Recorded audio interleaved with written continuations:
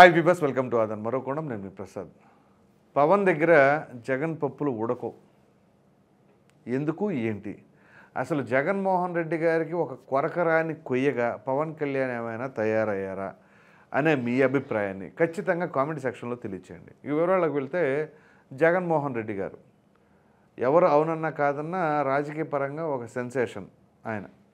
అయితే ఆ సెన్సేషన్ అనేది ఏదో ఒక మెరుపు తీగలకు అలా మెరిసి వెళ్ళిపోయినట్లు అయిపోయింది. ఎట్లాగంటే మామూలుగా జగన్మోహన్ రెడ్డి గారు ఢిల్లీలో కూడా ఎదిరించారు, అసలు ఎవరికి తగ్గేదేలే అని అన్నారు, అది ఇది అని చెప్పేసి అన్న జగన్మోహన్ రెడ్డి గారికి పవన్ కళ్యాణ్ గారి రూపంలో ఓ విధంగా పెద్ద సవాలుగా మారినాయి. పవన్ కళ్యాణ్ గారు అంటే ఏ విషయం చూసుకున్నా కానీ ఆయన ప్రతిదానికి కూడా అడ్డం పడుతూ ఉన్నారు. ప్రధానంగా మొన్న ఎన్నికల్లో జగన్మోహన్ రెడ్డి గారు ఇంత ఘోర ఓటమిని మూటగట్టుకోవడానికి పవన్ కళ్యాణ్ గారి ప్రధాన పాత్ర అని ఆయనే గుర్తించినట్లుగా మనం అర్థం చేసుకోవచ్చు. ఎందుకంటే ఫలితాలు వచ్చినమ్మంటే ప్రెస్ మీట్ పెట్టి పవన్ కళ్యాణ్ గారు అని సంబోధించారు. దాని తర్వాత ఇప్పటివరకు ఎప్పుడు పవన్ కళ్యాణ్ గారిని కాన్సన్ట్రేట్ చేయలేదు, ఆయన టార్గెట్ అసలు చేయలేదు.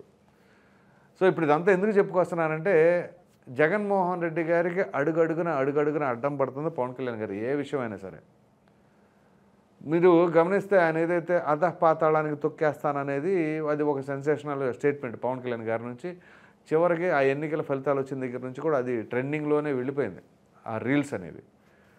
సో ఇప్పుడు జగన్మోహన్ రెడ్డి గారికి ఇంకో జలక్కు. అదేంటి అంటే సరస్వతి భూములు, పల్నాడు జిల్లాలో సరస్వతి పవర్ ఇండస్ట్రీస్ కోసం భూములు కేటాయించారు. అయితే దానివల్ల ఎంతోమందికి ఉపాధి వస్తుంది, ఇక్కడ ఎవరిని ఇబ్బంది పెట్టేది కాదు అని జగన్మోహన్ రెడ్డి గారు చెబుతూ అందులో 1 ఎకరం కూడా ప్రభుత్వ భూములు లేవు, అసైన్ ల్యాండ్స్ అసలు లేవు, అది ఇది అని చెప్పేసి అంటాం. తీరా కట్ చేస్తే అధికారంలోకి వచ్చిన తర్వాత పవన్ కళ్యాణ్ గారు దాన్ని కాన్సన్ట్రేట్ చేశారు. ఆయనకి ఏదో ఫిర్యాదు వెళ్ళినట్టుంది. ఆ ఫిర్యాదు మేరకు ఆయన అక్కడికి వెళ్ళటం, పరిశీలించడం, అసలు ఏ భూములు ఎంత ఏంటి అని మొత్తం చూసిన తర్వాత ఎట్టకేలకు ఆ భూములన్నింటినీ కూడా రద్దు చేసి పడేశారు. చివరికి మాచవరం ఎంఆర్ఓ అయినటువంటి క్షమారాణి ఆవిడ నిన్న ఆ యొక్క భూములన్నింటినీ కూడా రద్దు చేసినట్లుగా ప్రకటన చేశారట. సో ఇక్కడ మనం గమనిస్తే మాచవరం మండలంలోని వేమవరం ప్రాంతంలో 20 ఎకరాలు, అలాగే పిన్నెల్లి గ్రామంలో 4.84 ఎకరాలు, ఈ విధంగా ప్రభుత్వ భూములు అవి ఉన్నాయి. కానీ ప్రభుత్వ భూములు కాదు అని చెప్పేసి అనటం. సో అంటే మనం అధికారంలో ఉండగా ఎలా పడితే అలాగా ఏ భూములు పడితే ఆ భూములు కేటాయించేసేయచ్చు అంటే నిబంధనలకు విరుద్ధంగా చేశారనేదే కదా ఇక్కడ ప్రాబ్లము. సో అందుగురించే పవన్ కళ్యాణ్ గారు మొండిపట్టు, అసలు అది ఎలా చేస్తారు ఏంటి అని చెప్పేసి మొత్తం దాని మీద స్టడీ చేసి అధికారులతో మాట్లాడి చివరికి దాన్ని రద్దు చేయడం జరిగింది. సో ఇక్కడ ఏంటి అంటే ఈ ప్రభుత్వ భూములని తప్పుగా రిజిస్ట్రేషన్లు చేయటం అంటే అక్కడ రెవెన్యూ అధికారులను కూడా ఇన్వాల్వ్ చేసి ఆ విధంగా చేపించారు అనేది. సో మనం కనుక గమనిస్తే అంతకుముందు ఇంకేమీ జరగలేదా ఇట్లాంటివి అని అంటే జరిగి ఉండొచ్చు. కానీ పవన్ కళ్యాణ్ గారి నోటీసులోకి వచ్చిన తర్వాత ఏదైనా సరే ఇట్లాంటివి జరిగినాయి అన్నా జరుగుతాయన్న అనుమానం ఉన్నా ఉపేక్షించే పరిస్థితి లేదు. ఎందుకంటే మీరు కనుక గమనిస్తే పవన్ కళ్యాణ్ గారు రాజకీయ ఆరంగేటం చేసిన తర్వాత అంటే 2014లో చేసిన తర్వాత ఇప్పుడు ఆల్మోస్ట్ 11వ సంవత్సరం. ఈ 11వ సంవత్సరంలో ఆయన అధికారంలోకి వచ్చి నెలలే సమయం. ఈ నెలల సమయంలోనే అసలు పరిపాలన అంటే ఏంటి అనే దానికి ఒక కొత్త నిర్వచనం లాగా ఆయన వ్యవహరిస్తూ ఉన్నారు. ప్రధానంగా అక్కడ లేదు, ఇక్కడ లేదు, ఆ శాఖ లేదు, ఈ శాఖ లేదు, ప్రతి విషయం పైన కూడా పట్టు సాధించడం. అట్లాగే ప్రతి నియోజకవర్గంలో కావచ్చు, లేదా ప్రతి వ్యక్తికి కావచ్చు, ఎవరికి ఏ సమస్య ఉన్నా సరే జనవాణి కార్యక్రమం ద్వారా ఆ సమస్యలను పరిష్కరించే ఒక వేదికగా చూసుకోవడం. దాంతోపాటు ఇంకా కీలకమైన అంశాలు ఏంటి అంటే గ్రౌండ్ లెవెల్ రిపోర్టు తెప్పించుకోవడం కాదు, ఆయనే ప్రత్యక్షంగా అక్కడికి వెళ్ళటం, అదంతా కూడా చూడటం. ఇది ప్రజాస్వామ్యంలో ఒక మంచి పరిణామం. ప్రజలు కోరుకుంటుంది కూడా ఇదే. మనం ఎప్పటి నుంచో రాజకీయాలు చూస్తూనే ఉన్నాము, పరిపాలన కూడా గమనిస్తూనే ఉన్నాం. కానీ అది ఏంటి అంటే పైన షోలు చేసుకొని వెళ్ళిపోయే వాళ్ళే ఎక్కువగా ఉన్నారు. అసలు గ్రౌండ్ లెవెల్లో ప్రజల సమస్యలు ఏంటి, ఆ సమస్యలు ఎలా పరిష్కరించాలి అనే విధానానికి అయితే దూరంగా ఉండరు. మామూలుగా ఎన్నికలకు ముందైతే మాత్రం నేను అలా చేస్తాను, నేను ఇలా చేస్తాను, నేను అది చేస్తాను, ఇది చేస్తాను ఎవరికాళ్ళు మాట్లాడేవాళ్లే. కానీ ఆ హామీలను నిలబెట్టుకోవడం కావచ్చు, గెలిచిన తర్వాత ప్రజలతో ఉండే విధానం కావచ్చు. మీరు కనుక గమనిస్తే ఎట్లా ఉంటుంది అంటే గ్రౌండ్ లెవెల్లో ప్రజల దగ్గరికి వెళ్ళాలి, ఆ సమస్య ఏంటి అని చెప్పేసి చూడాలి, దానికి పరిష్కార మార్గం ఏంటో అధికారులను అడిగి తెలుసుకోవాలి. దానికి ఏదైనా సరే నిధులు కేటాయించాలి అని అంటే ఆయా శాఖల ద్వారా నిధులు సేకరించి కేటాయించి పరిష్కార మార్గం చేస్తే అప్పుడు నిజమైన ప్రజానాయకుడిలాగా ఎవరైనా సరే గుర్తిస్తారు. అట్లా కాకుండా ఇక్కడ ఎట్లా ఉంటుంది అంటే ఇదిగోండి పైపైన మనం అక్కడ చూసుకుంటూ వెళ్ళిపోయి అది చేసేస్తాం అని చెప్పేసి అన్నం తీరా కట్ చేస్తే ఉదాహరణకి ఒక వరద వచ్చిందండి, లేదా ఒక తుఫాన్ వచ్చింది.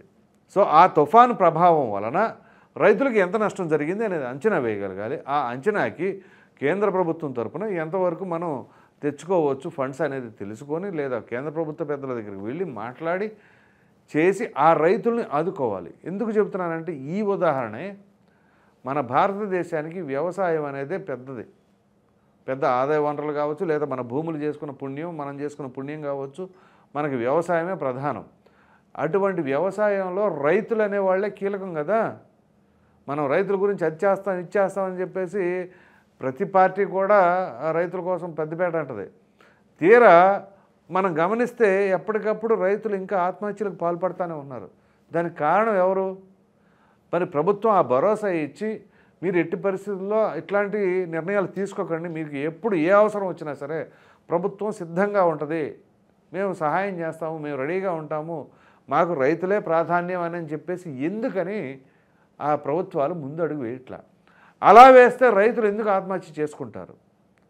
సో అందుగురించే పవన్ కళ్యాణ్ గారు కూడా ఇప్పుడు ఏ విధంగా ఈ అసైన్డ్ భూముల పైన కావచ్చు, మిగతా వాటిపైన కావచ్చు ఏ విధంగా పట్టించుకుంటున్నారో వ్యవసాయం పట్ల ఆ రైతుల గురించి కూడా అలాగే పట్టించుకొని ప్రతి రైతుకి కూడా అండగా ఉండేలాగా మీరు ఒక సంకేతం ఇవ్వండి. ఎందుకు చెబుతున్నానంటే గతంలో కౌలు రైతులు ఎవరెవరైతే ఆత్మహత్యకు పాల్పడ్డారో ఆ కుటుంబాలకి మీరు ఒక పార్టీ అధినేతగా ఇంటికి ₹1,00,000 ఇవ్వడం జరిగింది, మీ సొంత నిధులు.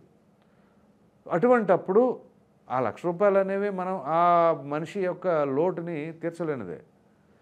సో ఇక్కడ పవన్ కళ్యాణ్ గారు మీరు గుర్తించవలసిన అంశం ఏంటి అంటే రైతులకి ఒక భరోసా ఇవ్వండి, ఒక స్టేట్మెంట్ ఇచ్చేసేయండి. మీరు ఎట్టి పరిస్థితుల్లో ఆత్మహత్యలు ఇట్లాంటివి పాల్పడవద్దు, మీకు గిట్టుబాటు ధర కావచ్చు, లేదా ఏదైనా తుఫాన్ల వల్ల కావచ్చు, ఇంకా ఏదైనా ప్రకృతి విపత్తుల వల్ల పంట నష్టం జరిగినా దానికి ప్రభుత్వం సిద్ధంగా ఉంటుంది, మీకు సహకారం అందిస్తాం, మీకు ఎట్లాంటి సహకారం కావాలన్నా సరే అందిస్తాం, కానీ మీరు ఎట్లాంటి నిర్ణయాలు తీసుకోవద్దని చెప్పేసి వ్యవసాయం రైతులకి కూడా ఆ విధంగా భరోసా కల్పించండి.